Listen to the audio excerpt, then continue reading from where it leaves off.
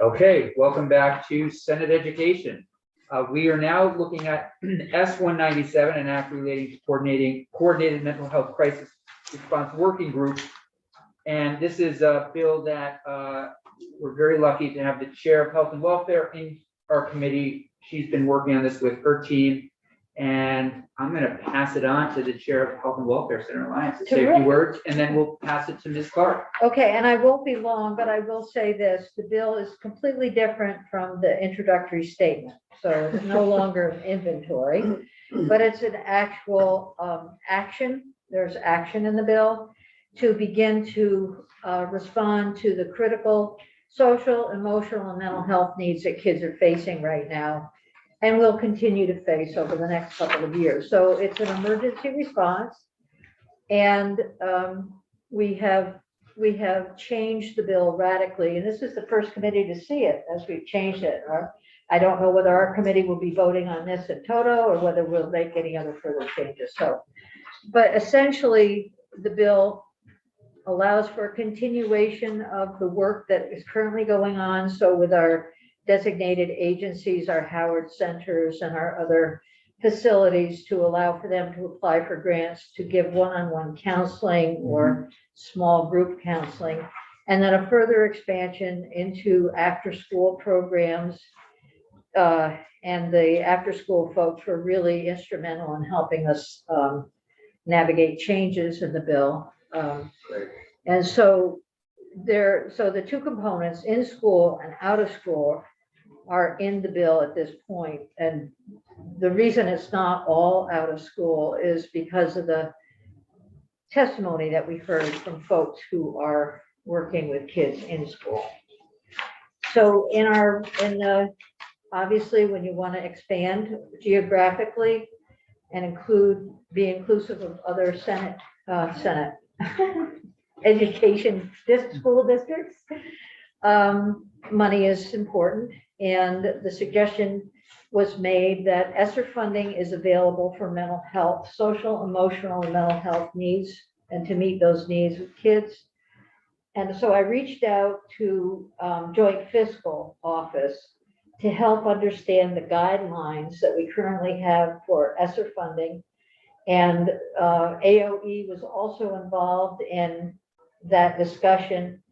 And essentially, I'll let Sarah talk about the MOU. I think you're going to talk about the MOU, Sarah. Okay. So I'll let Sarah talk about the details of that, but it really is up to this committee to make decisions about how ESSER funding is utilized based on the federal guidance. We've put some language in the bill that I think we feel comfortable with at this point. Originally, we had the Department of Mental Health in charge, but it seems that the Agency of Education is probably more appropriately in charge in our state at this point. But so, Sarah, I want to turn it over to you and let you talk about the funding, because I think that's really the key issue that we're facing. And Ms. Clark, before you do that, if I may, Senator Alliance, so you've heard from AOE.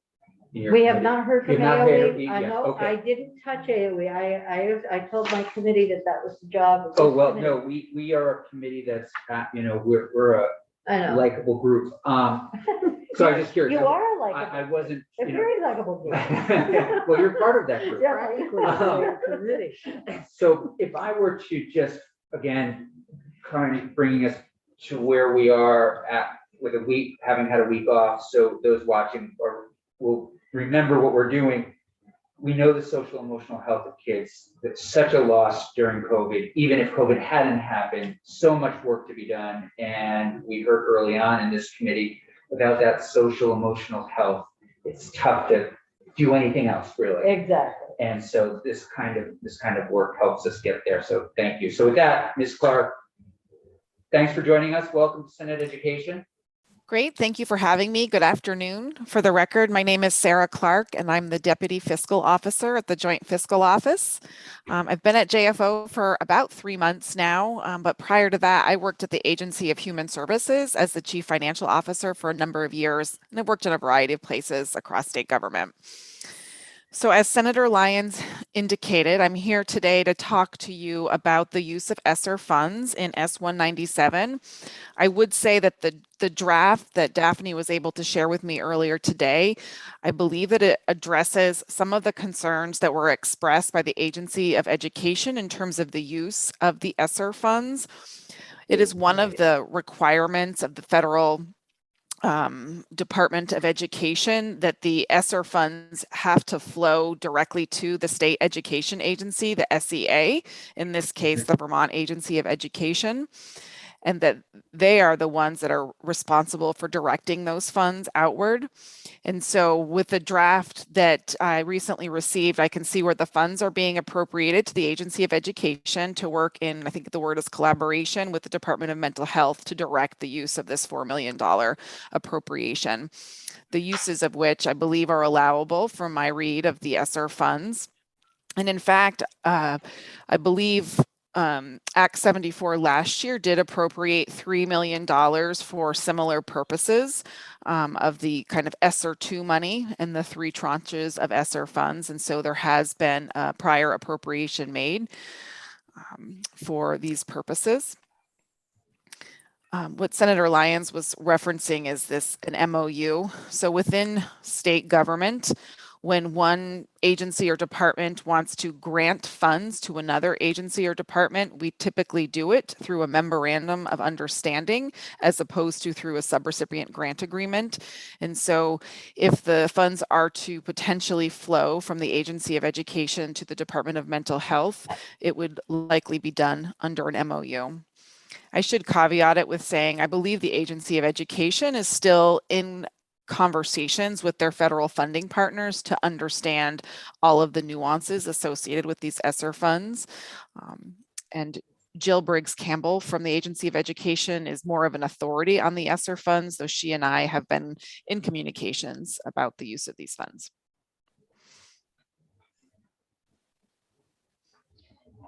So there was a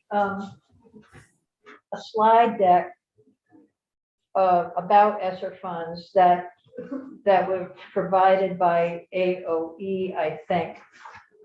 But it looked to me, I don't know whether you have those slides or not, Sarah, but it looked to me as if there was some flexibility in the use of those funds, that they were maybe designated for use, but hadn't been thoroughly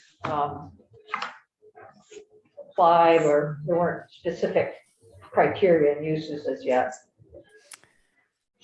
Yeah, and as I understand it, coming into the FY23 budget, there was roughly $8 million of ESSER funds that hadn't yet been specifically appropriated for specific purposes. And so I think you would be carving out the $4 million from that $8 million that had not previously been appropriated.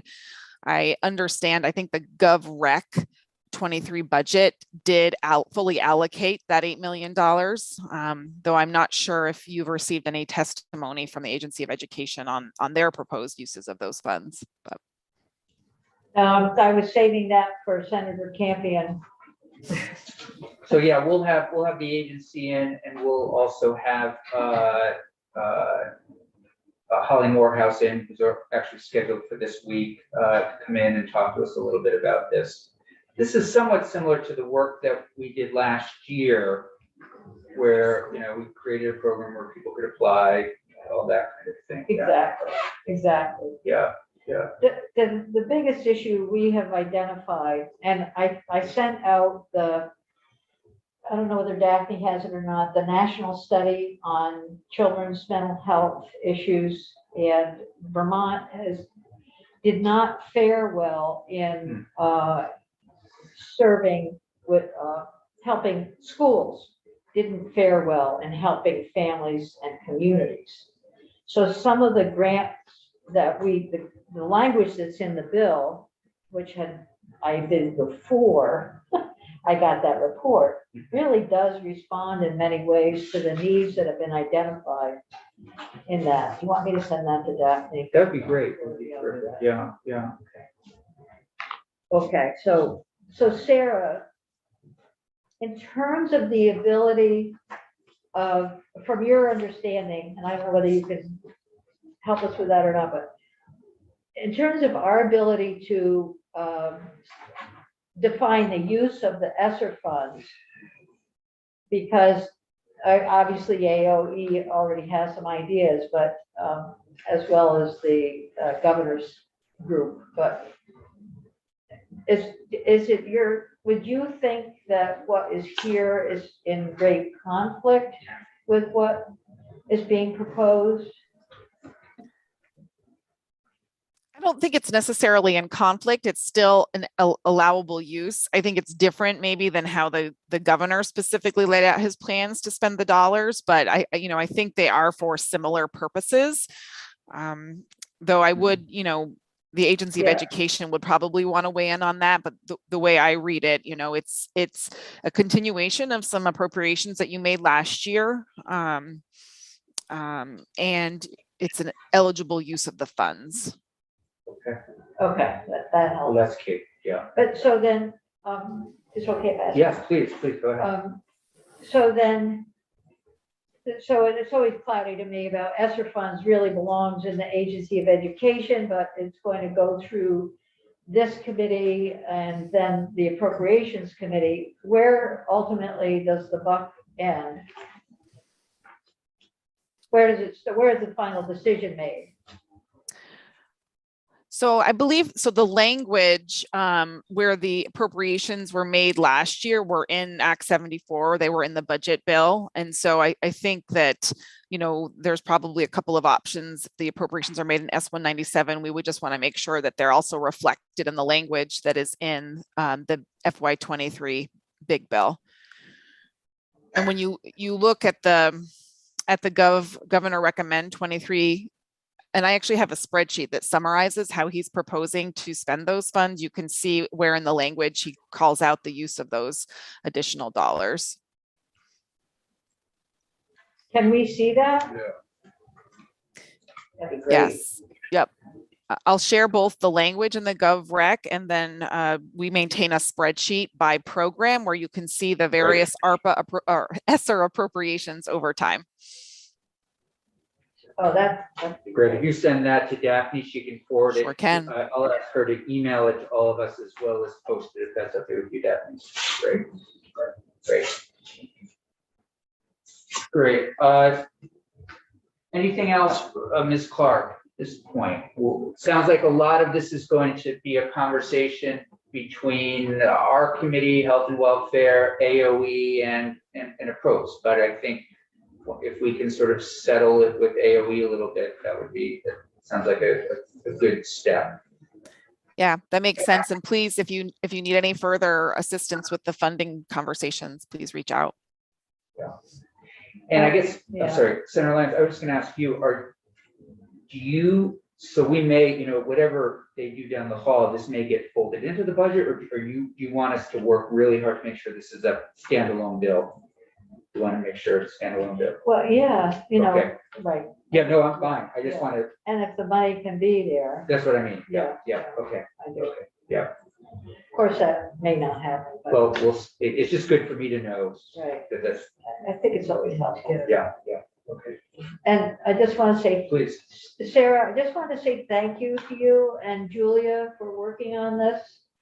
I know it's been a difficult, long haul because there's so many details at the federal level on ESSER funding, and then also two different agencies working on it. So I just thank you for sorting it all out. Of course, Appreciate our it. pleasure. And Senator Hoover, did you want to add anything since you're on the committee? Yeah, I in the just morning? wanted to say that I'm really pleased to see the changes that include in-school and out-of-school funds or grants, because we heard, as you heard, Senator Campion yesterday from the superintendents in Rutland County and Bennington County area, Yeah, that many of these schools don't have counselors and yes. in school proper. And I know that the bill originally had focused more on the third space, after school, summer and vacation times. But this, I think, is a good balance. so that we can accommodate those underserved districts, as well as implementing more programs that are really necessary in order for that continuity of care. Senator Terenzini, did you want to add anything? You're on the morning committee as well. Only to say that I think Senator Lyons and Senator Hooker did a beautiful job representing our position from the Health and Welfare Committee. That's good. All right. It's always nice to have. Always somebody. good to be able to double down. Very popular senators. Yeah, really.